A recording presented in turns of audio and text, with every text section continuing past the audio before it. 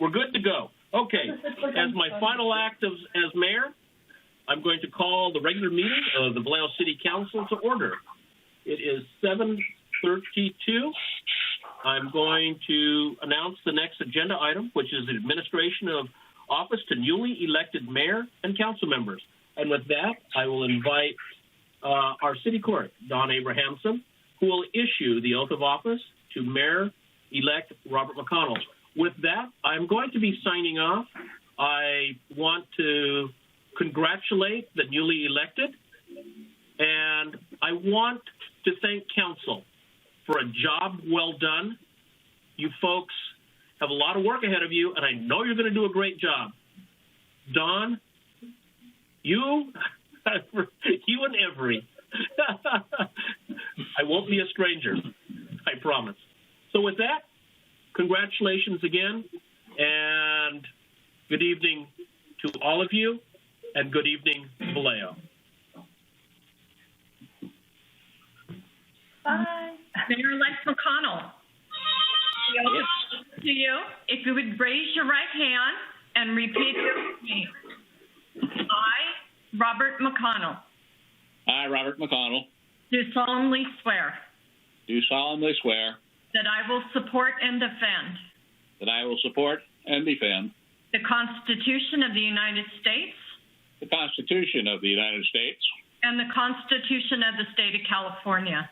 And the Constitution of the State of California. Against all enemies, foreign and domestic. Against all enemies, foreign and domestic. That I will bear true faith and allegiance. That I will bear true faith and allegiance. To the Constitution of the United States. To the Constitution of the United States. And the Constitution of the State of California. And the Constitution of the State of California. I take this obligation freely. I take this obligation freely. Without any mental reservation. Without any mental reservation. Or purpose of evasion. Or purpose of evasion. And that I will well and faithfully. And that I will well and faithfully. Discharge the duties. Discharge the duties. Upon which I'm about to enter. Upon which I am about to enter. Congratulations, Mayor McConnell. Thank you so very much for your courtesy and professionalism. I look forward to working with you and all people. Thank you indeed.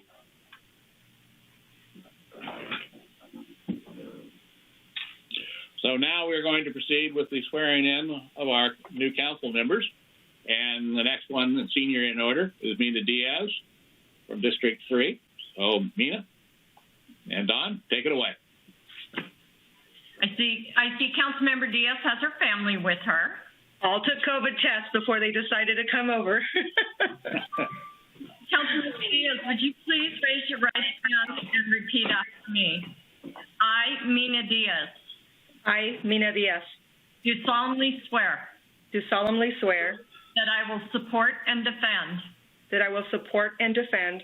The Constitution of the Constitution of the United States. The Constitution of the United States. And the Constitution of the State of California. And the Constitution of the State of California. Against all enemies, foreign and domestic. Against all enemies, foreign and domestic. That I will bear true faith and allegiance. That I will bear true faith and allegiance. To the Constitution of the United States. To the Constitution of the United States. And the Constitution of the State of California. And the Constitution of the State of California. I take this obligation freely. I take this obligation freely. Without any mental reservation. Without any mental reservation. Or purpose of evasion. For purpose of evasion. And that I will well and faithfully. I'm sorry, I didn't hear the last part. And that I will well and faithfully. And that I will well and faithfully. Discharge the duties. Discharge the duties. Upon which I'm about to enter. Upon which I am about to enter. Congratulations, Councilmember Diaz. And now I'd like to pause and allow Councilmember Diaz to translate the oath of office.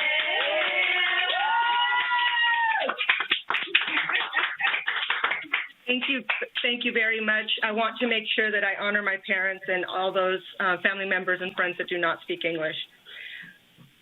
Yo, Mina Diaz, juro solemnemente que apoyaré y defenderé la Constitución de los Estados Unidos y la Constitución del Estado de California contra todos los enemigos nacionales y extranjeros, y que mantendré verdadera fe y lealtad a la Constitución de los Estados Unidos y la Constitución del Estado de California, y que acepto esta obligación libremente, sin ninguna reserva mental o propósito de evasión, y que cumpliré bien y fielmente los deberes en los que estoy a punto de entrar. Gracias. Okay, gracias indeed. Thank you. I look forward to working with you, as I'm sure everyone does. And we were going to move on now to District 6, our junior member, Tina Arreola. Tina, are you here?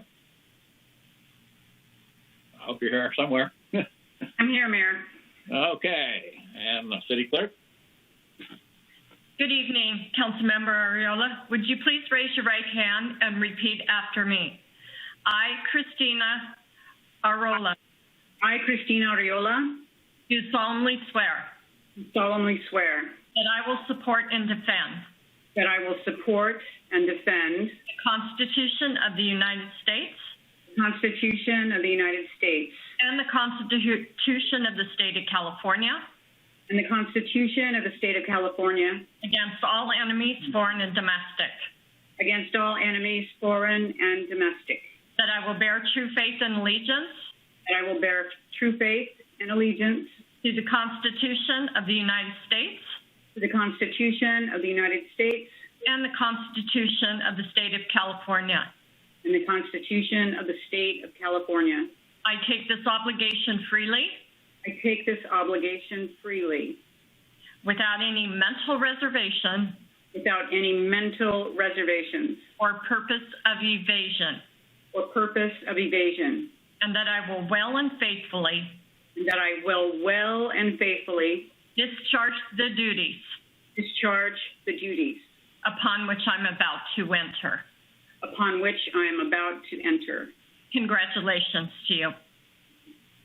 Thank you. Congratulations indeed. You're here. And finally, we're going to return to our District 1 newly elected representative from that district and returning member from Council at Large, Rosanna Verteliga. Don, please take it forward. Councilmember Verteliga, please raise your right hand and repeat after me.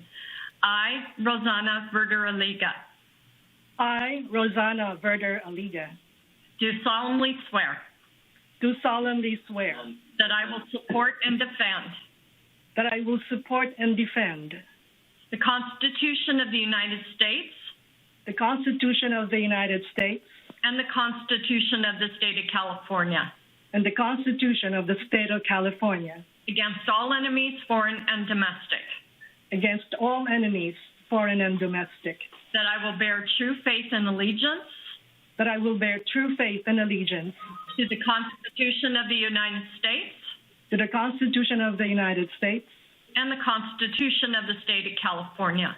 and the Constitution of the State of California.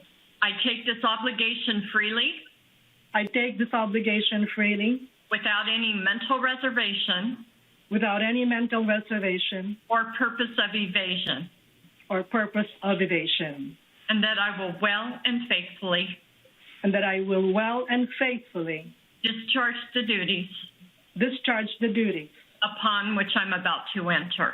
upon which I am about to enter. Congratulations. Thank you. Congratulations, Council Member. I'm looking forward to working with all of you and the entire Council. Thank you. My whole family. Good celebration. Thank you, Mayor. Wow, thank you, too. All right. So now we'll move on with our regular agenda and start with the Pledge of Allegiance, which I shall lead. So with that, I have to start off. I pledge allegiance to the flag of the United States of America and to the republic for which it stands. One nation, Nation, under God. indivisible, with liberty and justice for all. Thank you indeed. And now we're going to move on to remarks by newly elected council members and mayor. And we're going to start with Councilmember Verteliga. Okay, hold on, Mayor. I'm just trying to reconfigure my settings. Hold on. Mr. Mayor, would you like me to conduct the roll call first? I think we better do that. Mayor McConnell. Here. Councilmembers Ariola. Dew. Here. Diaz. Ariola here. Diaz. Here. Meisner. Here. Berger Aliga. Here. I will note for the record, Councilmember Brown is absent. Thank you very much, Madam Clerk. All right. Rosanna, are you ready? I believe so, yes. Thank you, Mayor. Okay, let's go. Okay. Thank you. Good evening, Vallejo. Thank you. Thank you, Vallejo, for your support of my election for a full term on the City Council, District 1. I am profoundly grateful and thankful to District 1 voters and residents for electing me this time to a second full term on the Vallejo City Council as District 1 Councilwoman. First and foremost, I would like to acknowledge and thank my family, my husband of 40 years, retired Colonel Nestor Aliga, and our three sons, Nestor Jr., Xavier, and Rizal. The Verder Aliga families for their love, understanding, and support of my public service as an elected official for a total of 25 years. 12 years as a school board member in Vallejo, 6 years as Solano County School Board member, 7 years on the City Council for a total of 25. I am eternally grateful to my parents who are no longer with us. My dad, World War II veteran Ben Verder, my mom, an educator, Jelly Nava Verder, who's watching us smiling up in heaven. They taught me and my three sisters the values of perseverance, caring, honesty, patience, and the love of serving others with integrity, passion for the career and work path we chose. To my campaign team of volunteers, my campaign manager, Norma Placido, she is watching, and her husband, Nardine. Co-chair, Dr. Tony Ubalde, my campaign treasurers, Ernestine Villanueva and Krisha Carlos, campaign volunteers, Eloise Scott, Carol Ubalde, Chris and Candy Villanueva, Rick and Phil Abad, J.R. Matulak, Ruthie, Ashley, Maria Bitagon, Jeanette Mandap, Peter Gallagher, Margie Verdun, Dinah Villanueva, Lloyd Nadal, Joshua McClendon, of course, my family. Our big win last November was the result of your hard work, persistence, courage, and relentless pursuit of winning. My grassroots campaign began July 5th through November 3rd. It was indeed a long campaign season, but fun for most of the time. With limitations posed by COVID-19, we had to find creative ways of campaigning to reach out to voters. I was, of course, very mindful of the risks of exposure to this deadly virus. So we did meetings via virtual platform, reached out to voters via social media, campaign website, television ads, as well as recent walking, wearing masks, and maintaining social distancing. And many of you may have seen my campaign team and myself waving at major intersection sign waving. That was fun. To my campaign team and District 1 voters, I am forever grateful for your support. Our efforts brought in 4,258 votes, garnering 44.78% of votes in a field of 3 candidates for 1 seat. Although this is my 9th election, I never thought of for a single minute that this would be a slam dunk. I campaigned as hard as I did as if I was running for the first time. Persistence, courage, endurance, resiliency, a lot of prayers, and loyal support from family and friends, discipline, and staying focused on issues, not on personal attacks by opponents, are those that sustained me during the 3.5 months of campaigning. I would also like to thank the numerous individuals and faith leaders, community leaders, and organizations who endorsed and donated and supported my campaign. Thank you to our former mayors, Bob Sampayan, Mayor Davis, Mayor Intentili, Mayor Cortola, past and present colleagues on the City Council, Mayor Congressman Mike Thompson, Senator Bill Dodd, Tim Grayson. Thank you. Thank you. I would also like to make special mention of the following organizations that supported me in my campaign. the Napa Solano Central Labor Council, Napa Solano Building Trades, Community Democratic Club, Solano County Central Democratic Committee, Firefighters Association 1186, Teamsters Local 315, the Filipino Political Coalition, Laborers International Union, District Council of Iron Workers, SEIU Local 1021, Bricklayers and Craft Workers Local Number 3. Many people have said that my election to the Vallejo City Council 3 consecutive times was historic by virtue of being the first Filipino-American woman ever elected to the City Council. First elected to a partial term in 2013, re-elected in 2016, then elected in 2020 November as councilwoman for the Vallejo's first district election, newly created District 1. I am proud and humbled by this historic accomplishment. My life's journey as an immigrant to this country and a naturalized American citizen were filled with trials, tribulations, joys, and sorrows. But the American dream of having a better life was what kept me and my husband going. We made sacrifices, we endured, persevered, and prayed. The rest is history. I have been serving as a public servant for 25 years. I am thankful, grateful, and blessed. In return, my family and I do the best we can to give back and help our city and our community. During this life journey, there were many that helped pave my career path in public service, and I would like to make special mention of my mentors, those who paved and blazed the trail 48 years ago, specifically from the Filipino-American community leadership.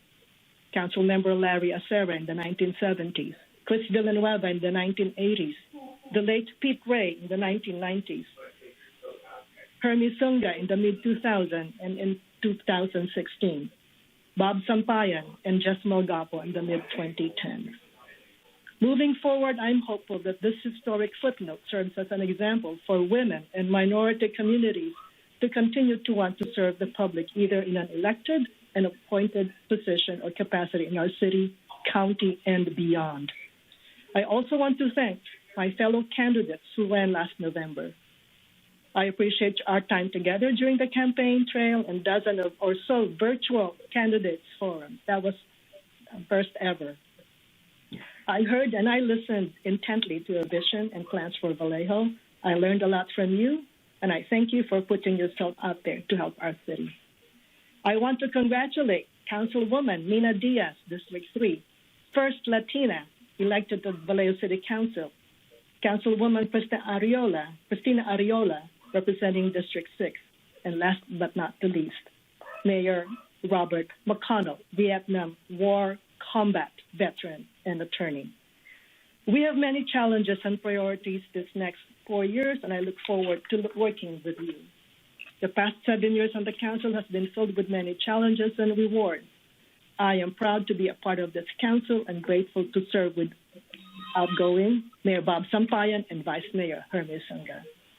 There have been many contentious council meetings and long meetings that last in the wee morning hours.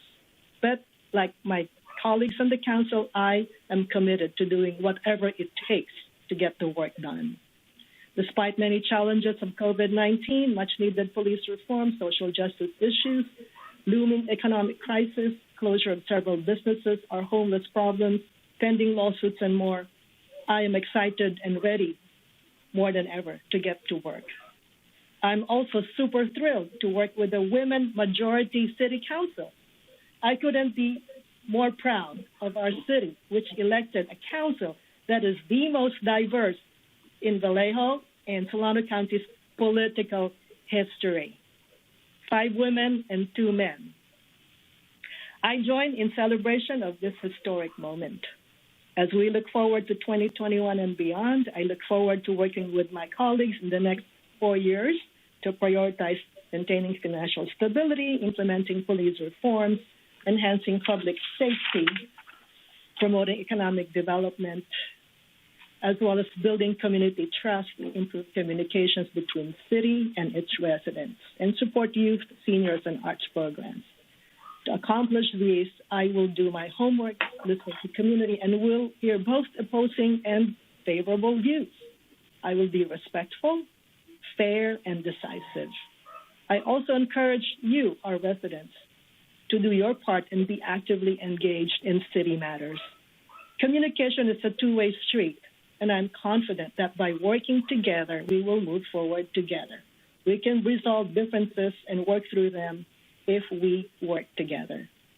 I will do my best to serve you and pledge to continue working tirelessly for all of Vallejo. Together, we will keep Vallejo a safe, welcoming, business-friendly, financially sound, vibrant, and a diversity-celebrating community. Let's move forward together, Vallejo. Thank you very much, and have a good evening. Thank you. Well, thank you very much, Councilmember Berta Aliga, for your most encouraging words. Thank you. They're inspirational and very gracious, and I applaud you for them. So we're going to move on to our next most senior member, which will be from District 3, Councilmember Mina Diaz. Councilmember, it's all yours. Thank you, Mayor McConnell. My speech is very small because, again, I'm going to be translating it, and I'm not going to be doing this all the time, for those that are wondering this. Today is a special day. Today my family celebrates, and I want to be very respectful of the people that brought me to the United States and gave me the opportunity to be here before you today. And the city of Vallejo was founded in 1851. That's 186 years since it was founded. The Latino community has never had representation at City Hall. I am honored and I am humbled today to stand before you as the first Latina that represents our city on the dais.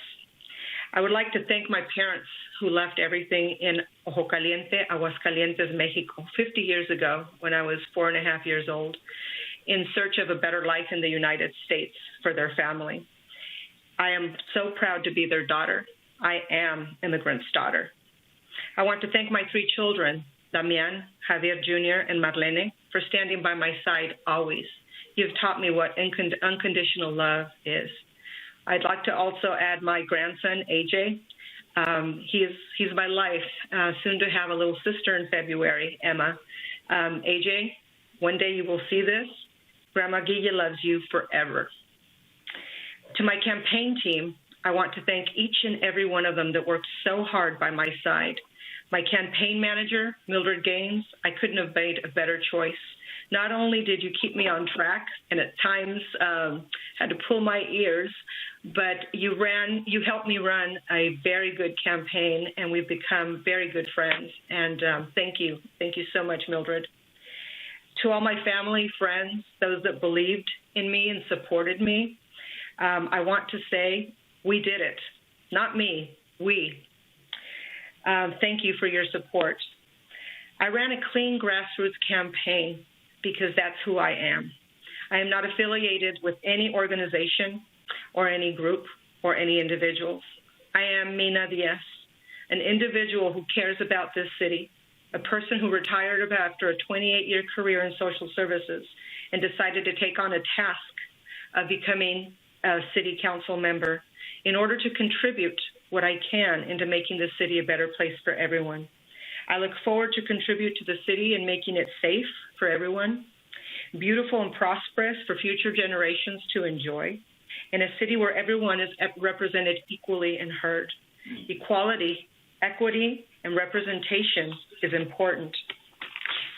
I do not need a crown to do the job that I am about to do. In fact, I don't like crowns. I've made a joke out of this, but it's become my little motto. I will wear a sombrero, and I will roll my sleeves up, and I will get the job done, because I'm a woman of my word, and I will change the city into the right direction. United, we're stronger. Si se puede. Yes, we can. Amazing things happen when a little immigrant child dares to dream. Thank you. Now I'm going to repeat it. La ciudad de Vallejo fue fundada en 1851. En los 186 años desde su fundación, la comunidad latina no ha tenido representación en el ayuntamiento.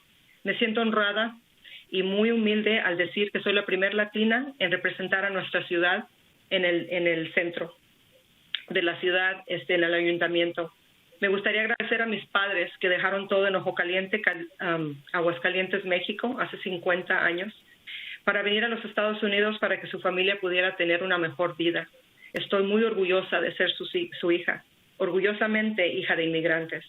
Quiero agradecer a mis 3 hijos, a Damián, a Javier Jr. y a Marlene, por estar siempre a mi lado y por enseñarme lo que es un amor incondicional de madre. También quiero mencionar a mi nieto, AJ, que es el amor de mi vida. Tu abuelita Guille te quiere por siempre, y a tu hermanita también, Emma, que va a nacer en febrero. Mi manager de campaña, Mildred Gaines, sin ella no sé lo que hubiera hecho. Me mantuvo en una campaña muy firme, corrimos una campaña limpia. La elección fue la mejor elección que pude haber hecho al elegirla a ella. Y el grupo que también me apoyó, que caminó conmigo, que me apoyó financieramente, que siempre estuvo al lado mío. A toda mi familia, a los amigos que me apoyaron, les digo que lo hicimos. No lo hice yo, lo hicimos todos juntos. Dirigí una campaña basada limpia y no estoy alineada con ningún grupo o organización. Siempre votaré basado en los hechos y con mi conciencia. Soy una mujer de palabra. Espero contribuir a nuestra ciudad sea un lugar seguro para todos, hermoso y próspero ciudad para generaciones futuras, una ciudad donde todos estén representados y escuchados por igual. La igualdad, la equidad y la representación son muy importantes. Hay mucha gente que le gusta ponerse una corona. Yo en lo particular no la necesito.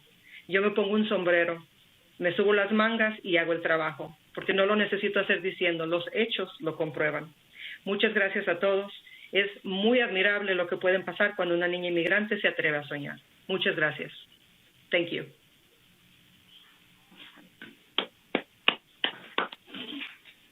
Well, thank you, Councilmember Diaz, for your very personal story, and I think we've all benefited from it. Got to know you a little bit better. Wonderful story. So now we're going to proceed to our junior most elected member from District 6, Tina Ariola. Tina? Thank you, Mayor. And congratulations to you and my fellow newly elected council members, Rosana Verde-Aliga and Mina Diaz. I look forward to working together as a council to accomplish growth and success in the years to come. But please indulge me as I'd like to acknowledge my family. My parents are dead, but my sisters and brothers are still around and they're watching tonight. It's Crispalo, Virginia, Borgiana, and Antonio, my daughter Rachel, my son Max, and my grandson Miles. And to you, my many supporters, and you know who you are. Your encouragement and support has made my journey to City Hall incredibly wonderful ride. Emily Parker, you know what I'm talking about. Vallejo is often called the most diverse city in the country. It's one of the things I love most about our city. Me, I'm South Vallejo kid, born and raised, and I was lucky enough to grow up in a household that mirrored Vallejo's diversity. As a young foster child of Portuguese and Spanish descent, I was adopted into a Filipino family and raised alongside our half-Black sister. Despite my family's differences, we loved, respected, and celebrated one another. And it is my goal to recreate that bond of togetherness here in Vallejo. Because although we are incredibly diverse, we are also incredibly divided. No single elected official or person can save us. It's going to take the whole entire village. Now, more than ever, we must unite as a community and come together, for together we are strongest. Together we are unstoppable. Far too long, special interest groups have divided us up and dominated our local government to serve themselves. Their needs are not Vallejo's needs. I would like to emphatically reiterate that I was voted in by the people and that I am for the people. They will always come first for me. The needs of the many outweigh the needs of the few, no matter how powerful the few. The basic needs of so many in Vallejo are not being met.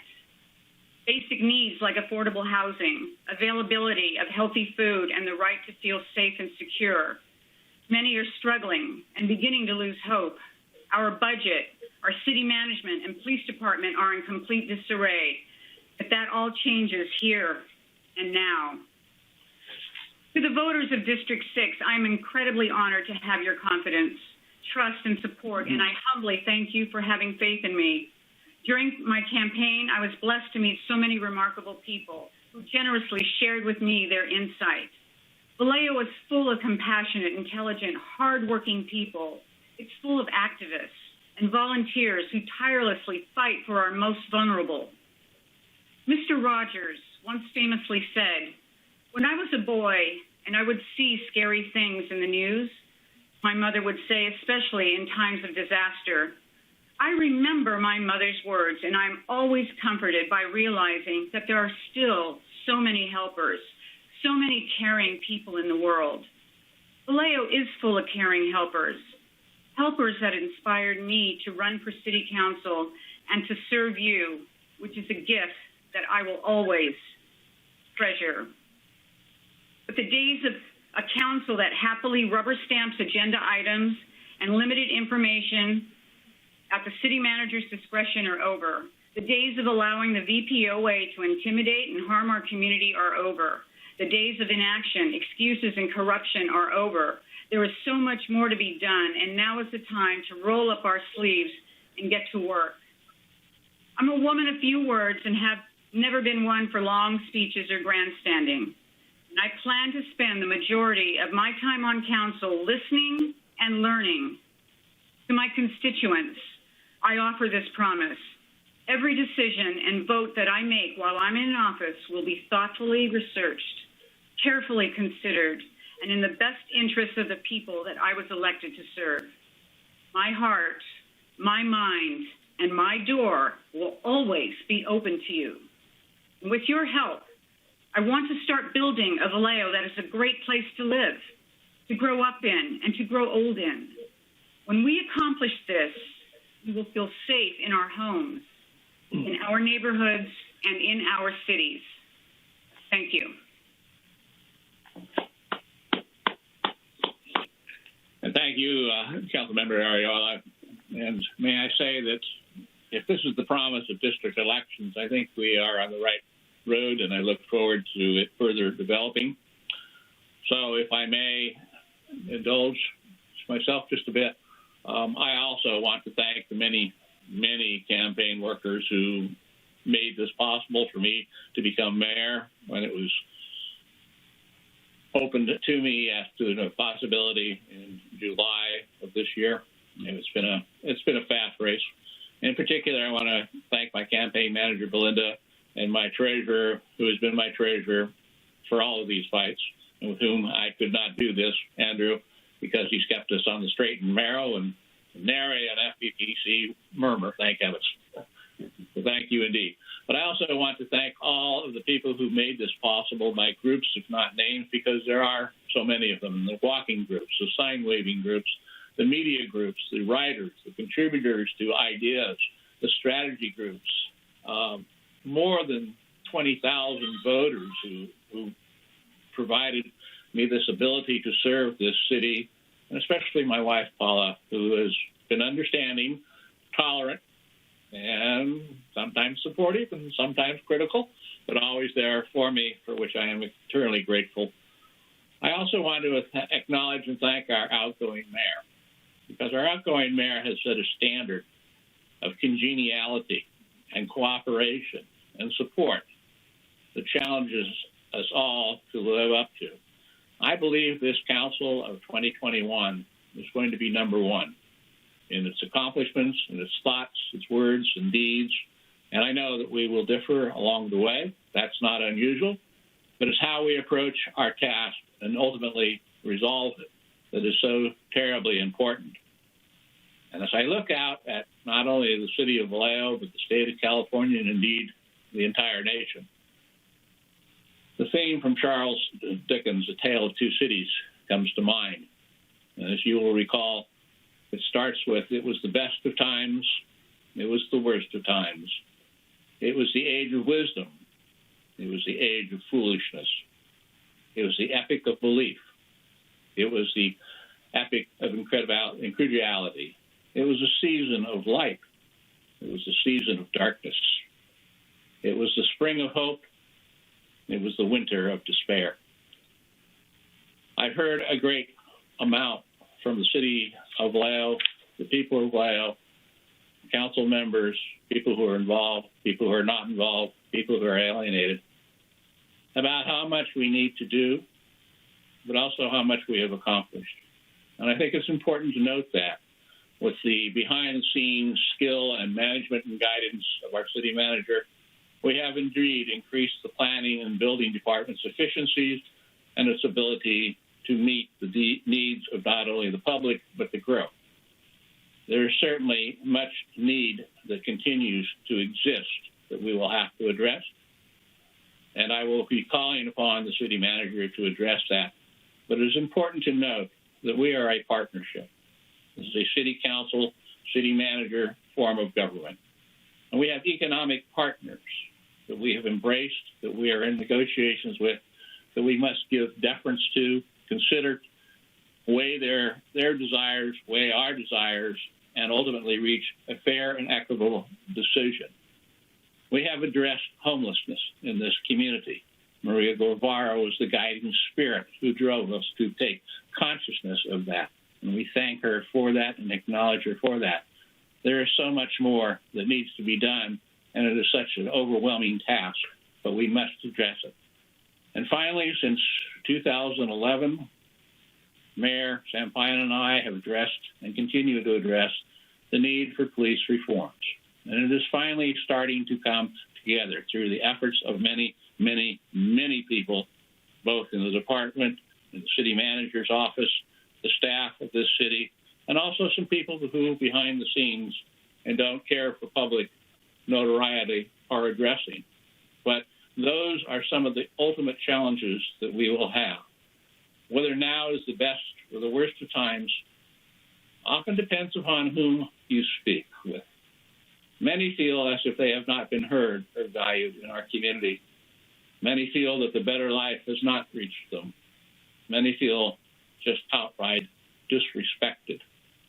And as a council, we will have to listen and embrace all of those ideals, because we are a diverse city of almost 125,000.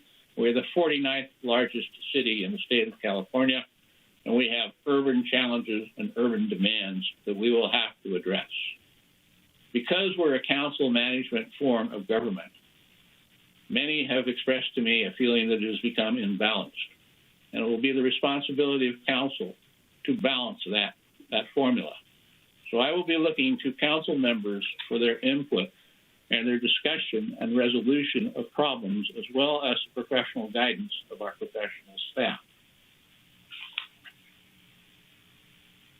We can indeed change this city, and we must. Some of you have spoken of special interest.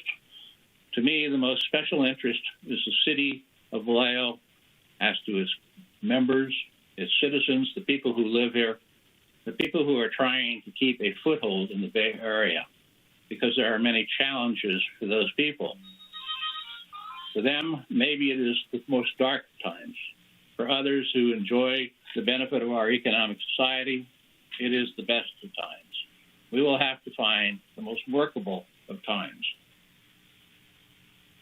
We also need to realize that we need to bring to this city growth, because without growth, we will not survive. We have to make a part of that growth those who have felt excluded, those who have been denied a part of the process, those who see systemic racism, those who see a denial of services for youth and for seniors as well. So we have a large litany of problems that we have to address. But to do that, we will have to address them as a community, and we must move forward in an optimistic and positive manner, which means one of the things that as chair I will dissuade is the attack on personalities, whether it's against council members, members of the staff, members of the public against each members. One of the keys of success of people who solve problems is that they stick to the issues. They don't go down into the personality level. And I challenge the entire council and the city government and the populace to do likewise, please stick to the issues before us, because if we do not, it will be a he said, she said situation. We will not have respect, and we'll never, quite honestly, get to the issues that we need to address as a council. One of the ways that coaches and sports teams evaluate each other is on statistics. And as a city, we have statistics also. Some of those statistics are showing where we need to improve. Let's start off with the overwhelming problem of COVID. Vallejo has the largest infection rate and numbers of cases of COVID in the county of Solano. It's because we're not doing what we are asked to do. We don't shelter in place.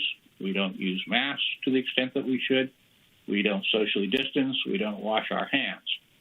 Well, the reason that's important is not only is it significant for elderly people who, once they reach age of 70, die at the rate of 220 times as much as young people, or people over the 80 who die at the rate of 960 times the rate of younger people.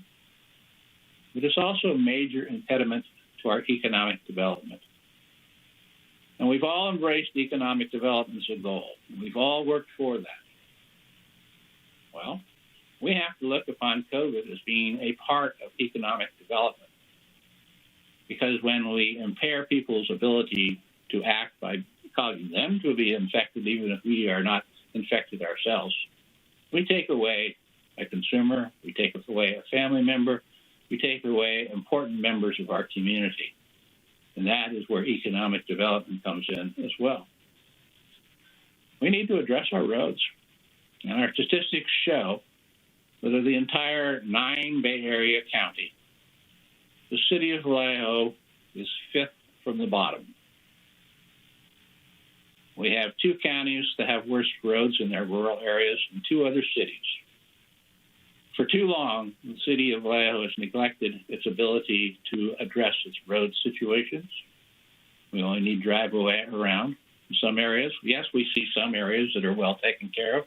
In the economic areas, as we must do to bring in money.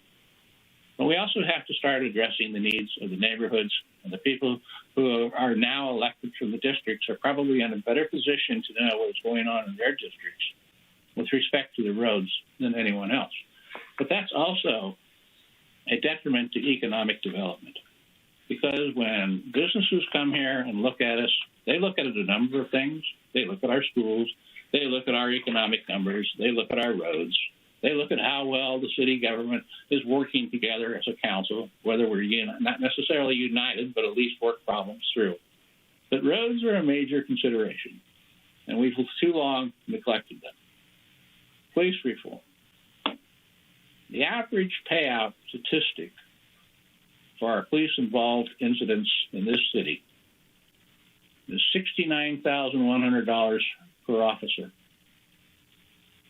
That's half an officer. When you look at the other cities that are involved with officer-involved shootings, their average payout per officer is somewhere around $1,200 to a high of $20,000. That's another statistic that we have to address as a council. And the time has clearly come where reform is no longer a desired goal or an option. It's an absolute necessity. And I will call for this council to create a group to review the different types and forms of a police review commission to make recommendations as to how such a commission should act. We started to do that in 2011. And I did not, at that time, want to add on a disciplinary aspect to that commission. And for the last 9 years, I've been asking myself if I made a mistake.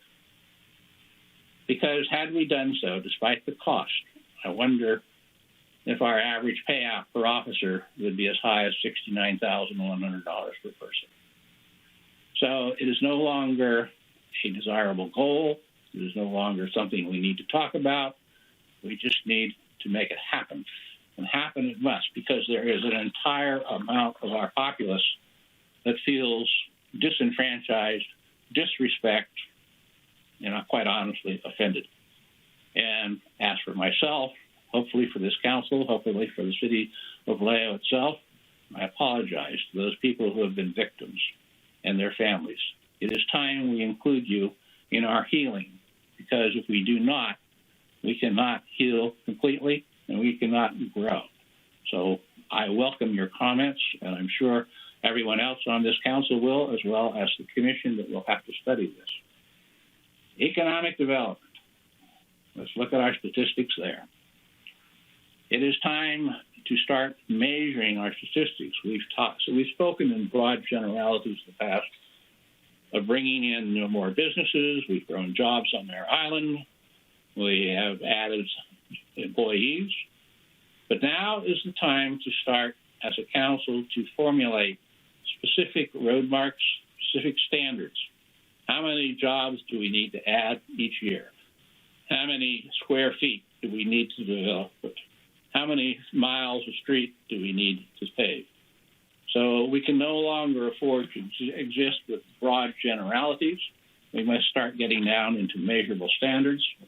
And hopefully that will take place at our goal setting. And our city manager has indicated to me that as much as he would like to have our goal setting in February, it is more apt to be March.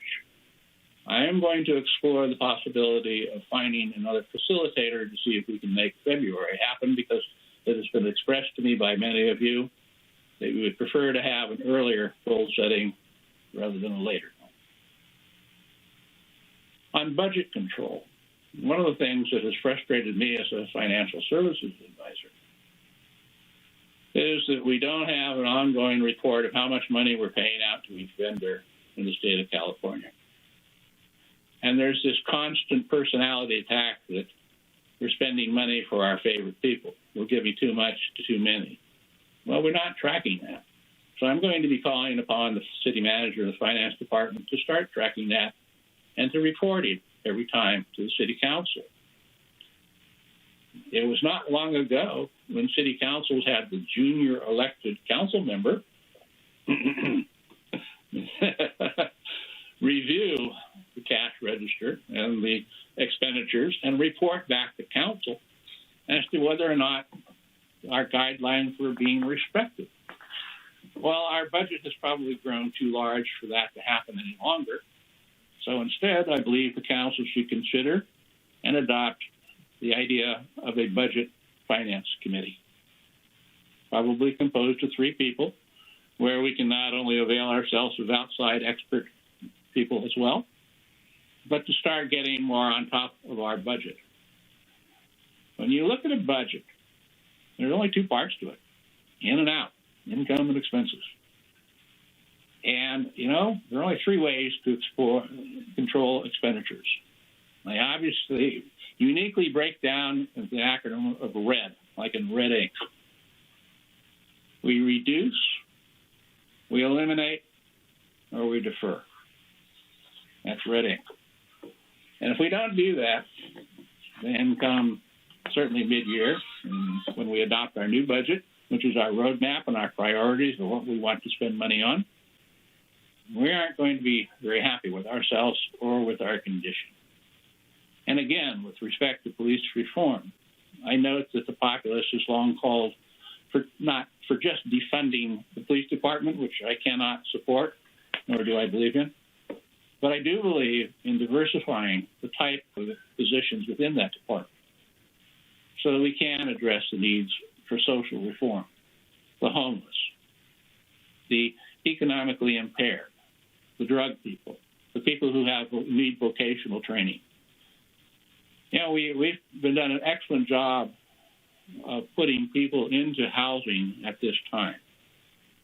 But the other day, I read a report by Dan Walters of the cost of housing, affordable housing in the state of California. And the average per unit cost of affordable housing for stick housing is $412,000 per unit.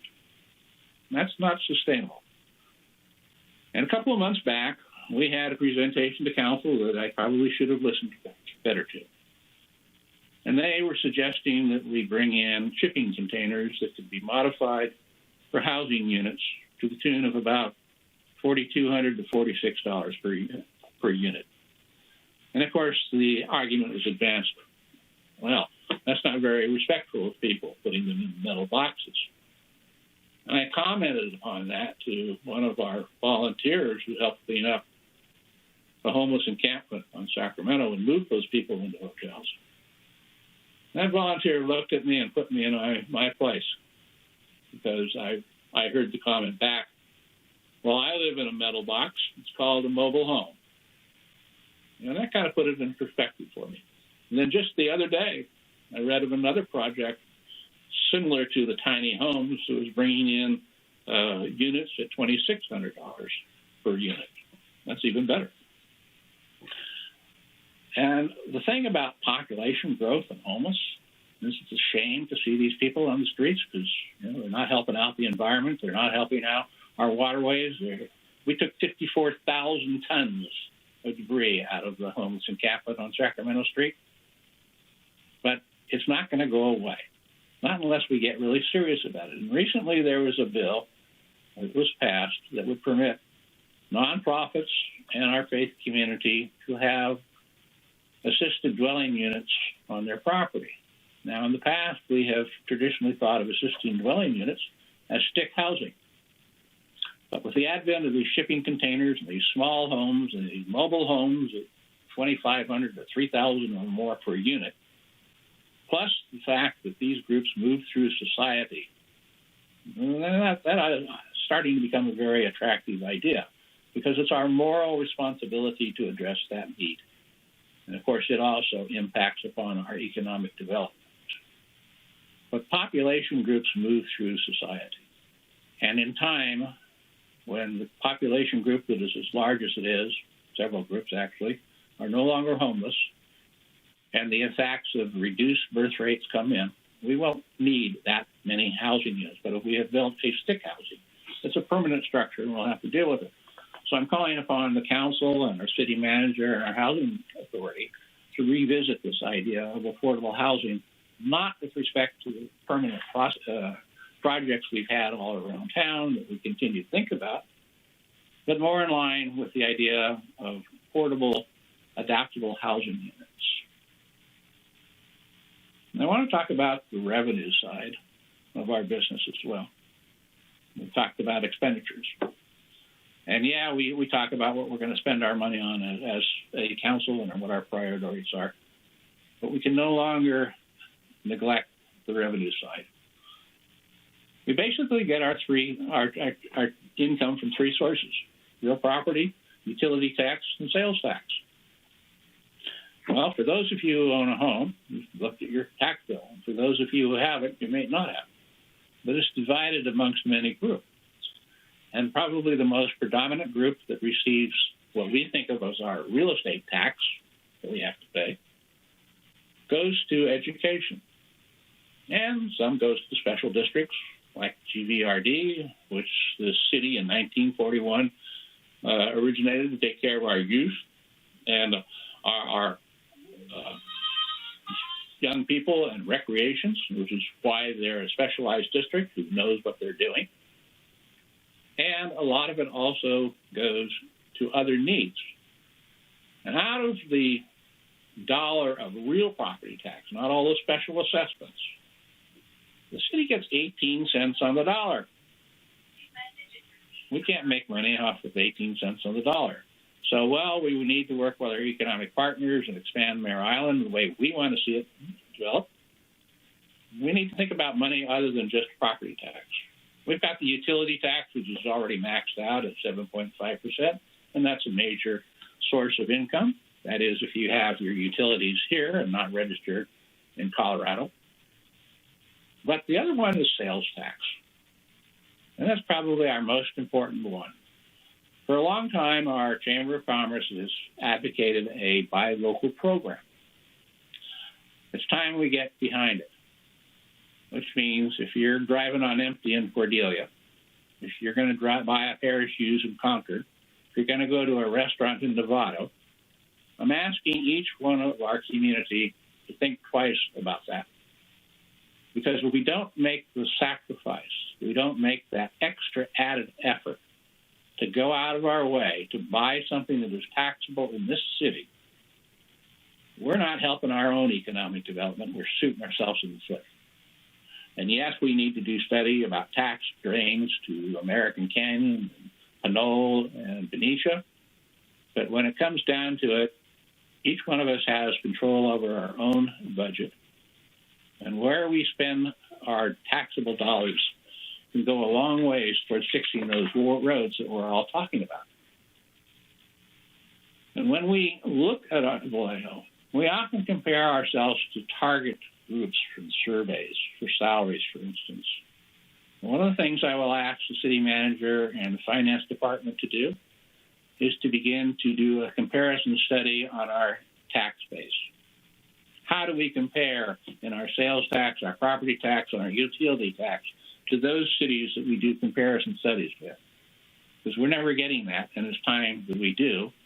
So if we're going to answer the revenue challenge, we're going to have to get into this. Now, many in this last campaign argued that we are not paying attention to our youth, and we are not paying attention to our special needs. And of course, the school district and GVRD are probably better equipped at handling youth problems and recreation problems than is the city of Vallejo. I believe in the autonomy of those districts. I support them. And one of the things I have explored already with some members of the school district board is whether or not they would like to have a liaison officer appointed between the city of Vallejo, city council, and the school board. And that feedback has been favorable. I've not yet had the opportunity to do that with GVRD, but I intend to pursue that. I think it will probably be also met with desirability. But one thing I have come to realize in working on special districts and boards is that those people know what they're doing. They're specialists in a very limited area, whereas a city has to be a generalist. We have too many arms and tools in the fire to really get into the nitty-gritty like they do. So with your support, Council, I would like to have your assistance to create those two liaison positions if you deem it is desirable. Above all else, we're going to need to have community buy-in. A council cannot be the sole answer to the despair of our city. If we don't have buy-in, then we're never going to accomplish what we need to do. So I'm asking for all of the people who come down and speak at City Hall, either regularly or here and there, to please refrain from personal attacks, whether it's on a council member or upon a staff member or anyone else.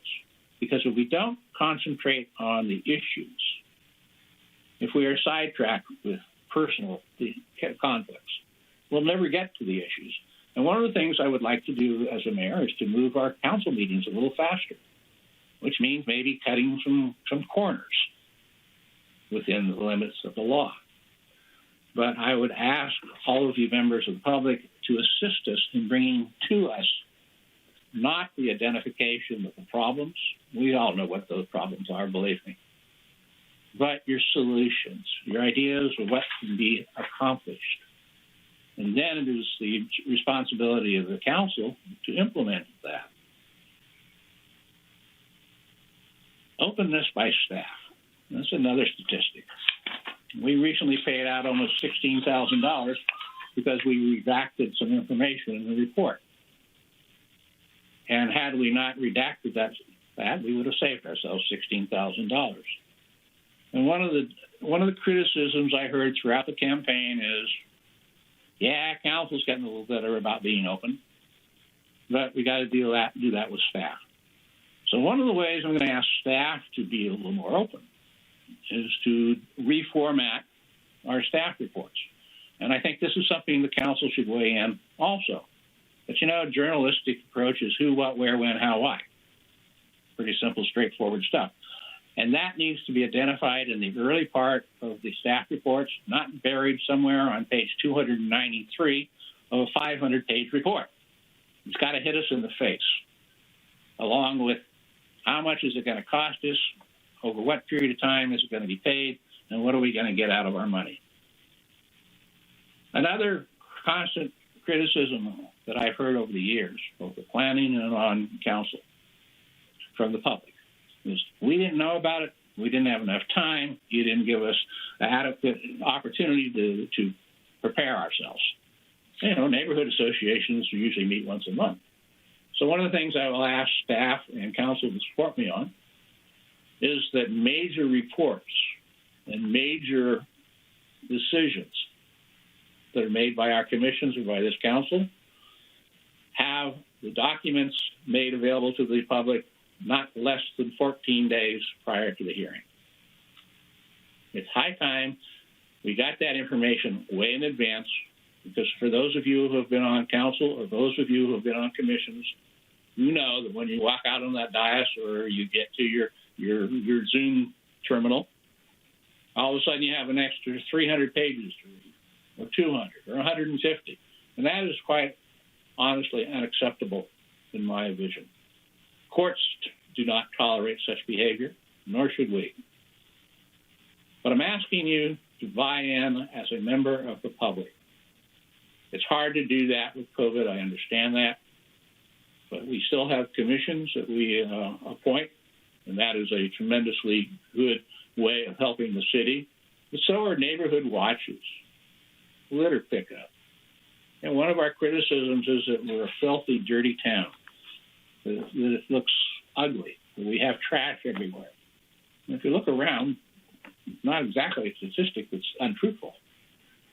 The other day I received an email from an individual who pointed out to me that every day when he walks from Tuolumne over to the central part of town, he would pick up trash along the entire route for several hours a day.